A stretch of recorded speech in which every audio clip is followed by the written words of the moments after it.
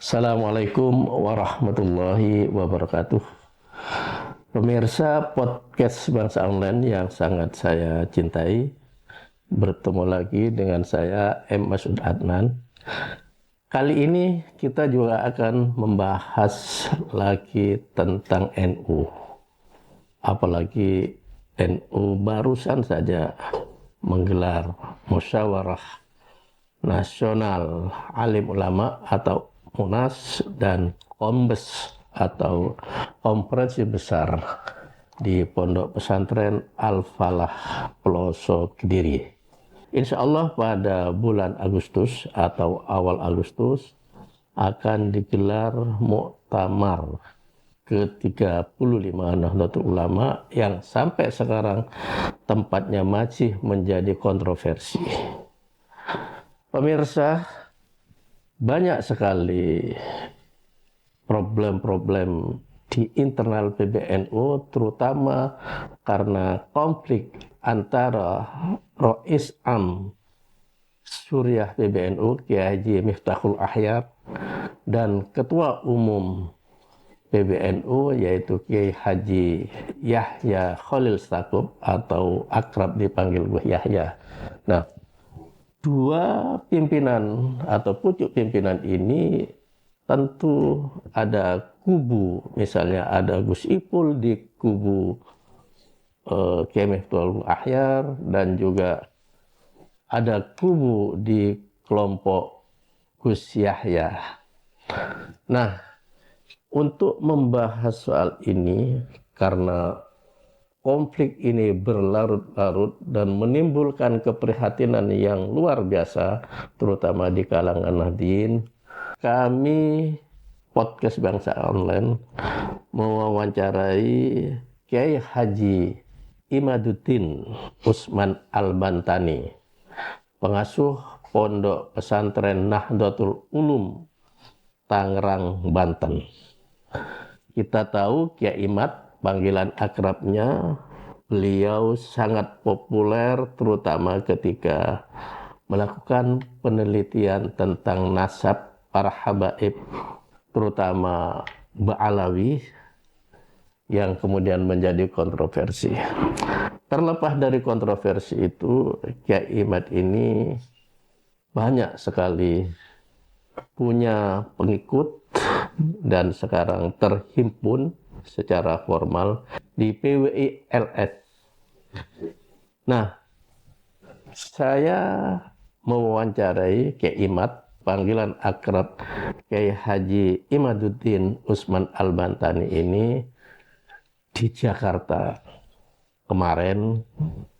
Nah, bagaimana pandangan beliau tentang konflik PBNU dan juga bagaimana pandangan beliau tentang kepemimpinan atau seharusnya PBNU ke depan, dan juga bagaimana pandangan beliau tentang calon ketua umum dan bagaimana pandangan beliau calon ketua umum dan juga aspirasi Nahdien pada kepemimpinan yang akan datang. Kita ikuti wawancara saya dengan Kiai Imad yang terus terang saja wawancara ini berlangsung di Jakarta kemarin sore. Inilah rekaman wawancara itu.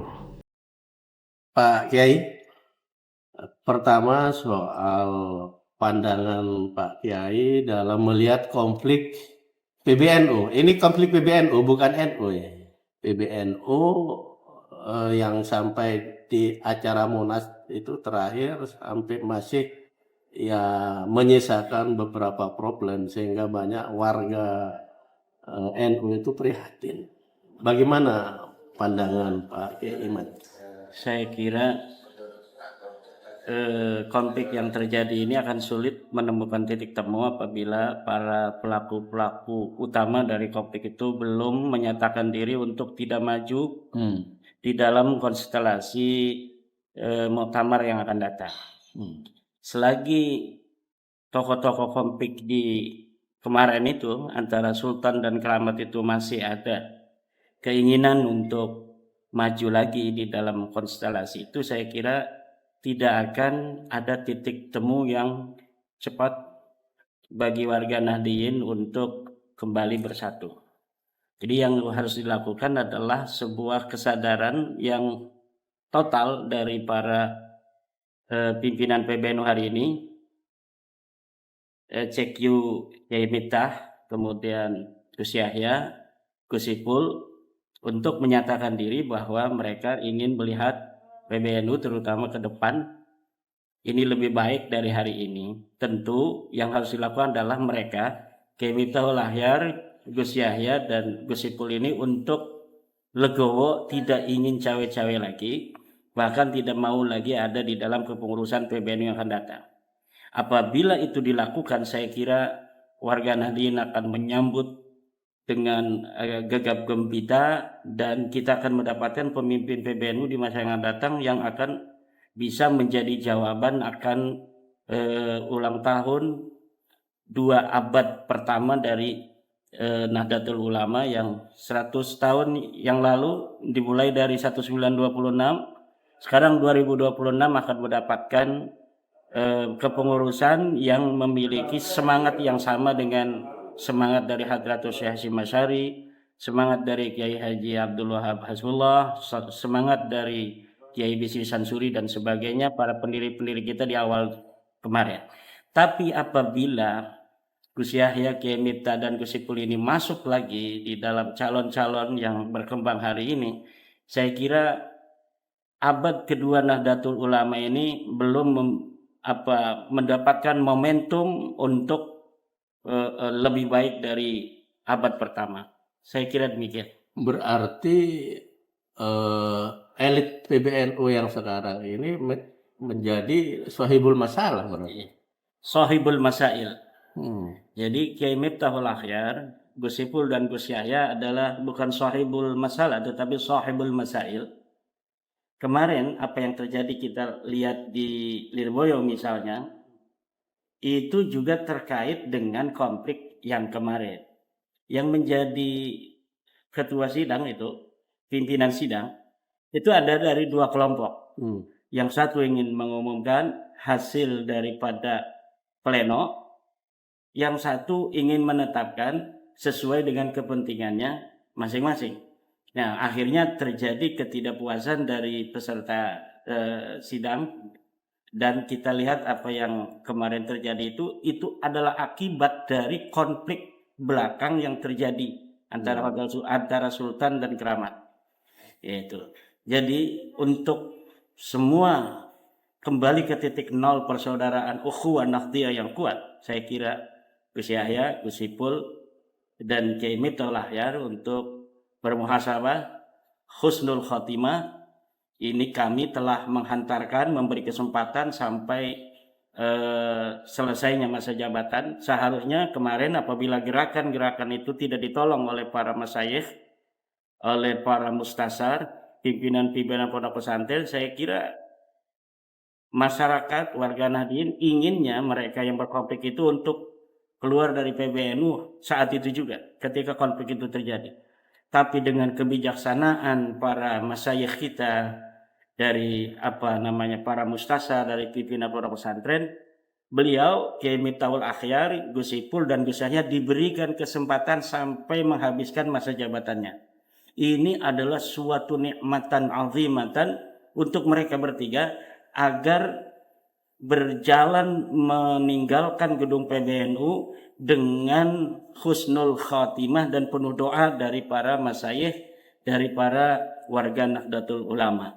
Tetapi apabila ini masih dipaksakan, mereka yang berkonflik kemarin itu kemudian ikut lagi cawe-cawe pada muktamar yang akan datang, saya bukan menjadi cenayang dan bukan dukun, tetapi saya kira di muktamar nanti akan terjadi hal yang kita tidak inginkan. Nah, maka oleh karena itu kami pun meminta kepada para tokoh-tokoh Nahdlatul Ulama yang sepuh untuk jangan membiarkan ini. Kita misalnya mempunyai guru kita Kiai Ma'ruf Amin, Kiai Said Agil Sirot, Kiai Saifuddin Halim. Jangan diam untuk ikut membenahi NU dan PBNU hari ini. karena NU masih membutuhkan, warga NU masih membutuhkan Abah Yai.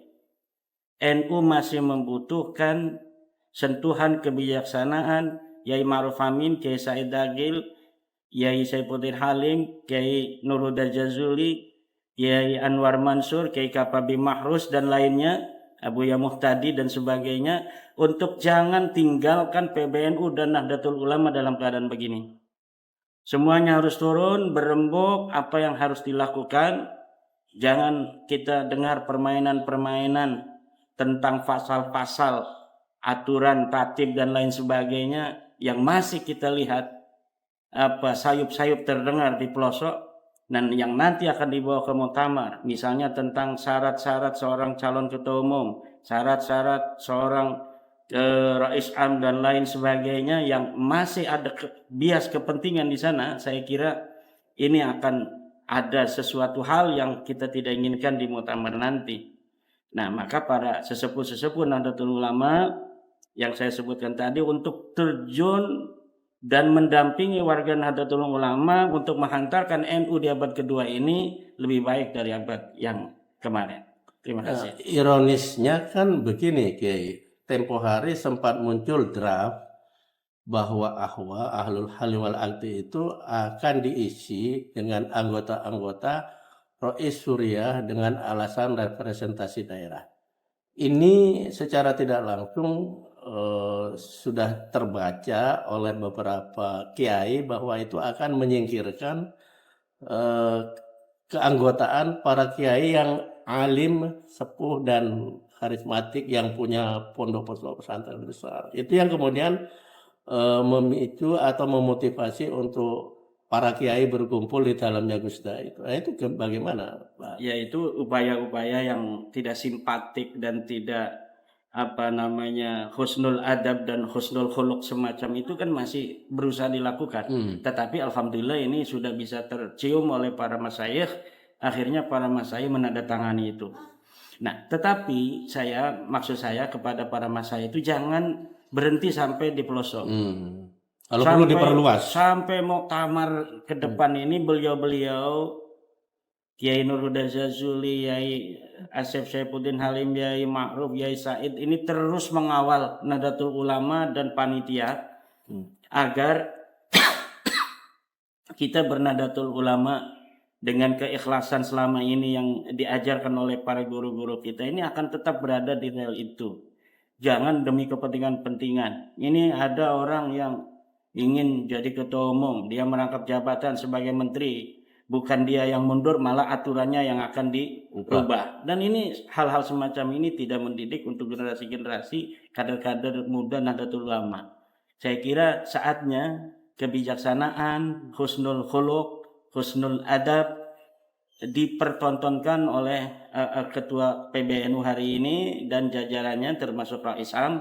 Udah, kami warga Nahdlatul Ulama berterima kasih atas apa yang telah dikorbankan, diperjuangkan selama 5 tahun ini. Tetapi hari ini kami ingin melihat para ketua PBNU, Rais Am yang akan datang itu betul-betul yang mewarnai nilai-nilai keulamaan, mewarnai nilai-nilai kebijaksanaan, nilai-nilai kesadaran tingkat tinggi dari para Nahdlatul Ulama, warga Nahdlatul Ulama dan masyayikhnya yang ingin kita lihat ada di PBNU ke depan. Bukan orang yang senang berkonflik, senang menghak veto dan lain sebagainya, yang tidak mencerminkan nilai-nilai kebijaksanaan. Oleh karena itu tidak ada jalan lain yang kalau saya diminta pertanyaan apa usulan kepada para kiai-kiai yang sekarang menjabat itu, berhenti. Persiapkan generasi yang lebih baik dari mereka. Kami berterima kasih kepada mereka telah berjuang 5 tahun ini, tapi kami menginginkan yang baru, yang lebih memberikan janji-janji bagi kami atau kepercayaan bagi kami agar NU lebih baik dari yang kemarin. Tapi masalahnya sampai detik ini Kiai, dari 3 orang yang disebut Pak Kiai tadi masih berusaha untuk maju lagi, bahkan misalnya terakhir mau mengubah aturan untuk pemilihan terutama ketua umum PBNU itu memperbolehkan maunya mereka untuk rangkap jabatan. Padahal secara historis ini pernah terjadi di tahun pada Muktamar ke-20 di Surabaya, itu tahun 1954. Saat itu terpilihnya Kiai Wahab Hasbullah sebagai Rais Am itu melarang rangkap jabatan. Nah, ini bagaimana, Kiai? Ya itu, artinya kalau peraturan itu kan bisa untuk dirubah sesuai dengan kepentingan. Yang kita perlukan sekarang ini adalah kesadaran dan kebijaksanaan. Kalau kesadaran dan kebijaksanaan, khidmat terhadap jam'iyah yang dikedepankan, itu tidak akan terjadi. Pengaruh perubahan aturan dan lain sebagainya. Sekarang kita lihat khidmat jam'iyah ini apakah masih ada di hati Gus Ipul? Masih ada di hati Gus Yahya? Masih ada di hati Kiai Miftah? Khidmat kepada jam'iyah berarti adalah ketulusan untuk melihat Nahdlatul Ulama lebih baik dari hari ini. Walaupun dengan itu mereka harus lengser. Itu khidmat jamiyah. Bukan khidmat jamiyah itu khidmat jamiyah kita yang harus menjadi raisa, kita yang harus menjadi ketua, kita yang harus menjadi sekjen. Tidak seperti itu. Khidmat jamiyah. Ingat, Nahdlatul Ulama ini penuh karamah. Nahdlatul Ulama laha karamah. Siapa orang yang niat jelek hancur. Hotel Sultan aja habis dipakai menjadi pertemuan para orang-orang yang berkonflik, sekarangnya rontok itu Hotel Sultan. Sekarang diambil oleh negara. Bahkan dieksekusi kemarin Hotel Sultan itu gara-gara keramatnya Nahdlatul Ulama. Berarti kata orang Jawa malati. Malati Nahdlatul Ulama. Dan Hotel Sultan kewalat sekarang. Hotel Sultan kewalat gara-gara menjadi tuan rumah bagi kelompok sultan itu. Iya. Ini hati-hati nih kalau orang jadi panitia, jadi tempat berkumpul yang ingin menghancurkan Nahdlatul Ulama, ini malati. Hati-hati ini. Nah, ini Kiai, NU ini selama ini mulai dari Hadratus Syekh itu kan sebagai penyeimbang kekuasaan, tidak menjadi subordinat kekuasaan. Nah, kalau misalnya, mohon maaf, Profesor Nazaruddin itu jadi ketua umum PBNU dan merangkap, itu kan merangkap sebagai Menteri Agama, itu kan menjadi subordinat. Artinya di bawah pemerintah, tidak ada wibawa lagi bagi NU. Itu bagaimana menurut Pak Kiai? Pak Nazar itu banyak tugasnya. Dia Menteri Agama, ngurusin pesantren, penma, madrasah, ngurusin Istiqlal dan lain sebagainya. Udah fokus saja terhadap tugasnya sebagai Menteri Agama, ya sebagai pembantu presiden. Tidak usah menjadi ketua umum Nahdlatul Ulama. Karena ketua Nahdlatul Ulama ini Nahdlatul Ulama, ketua umumnya itu harus betul-betul yang seimbang dengan presiden.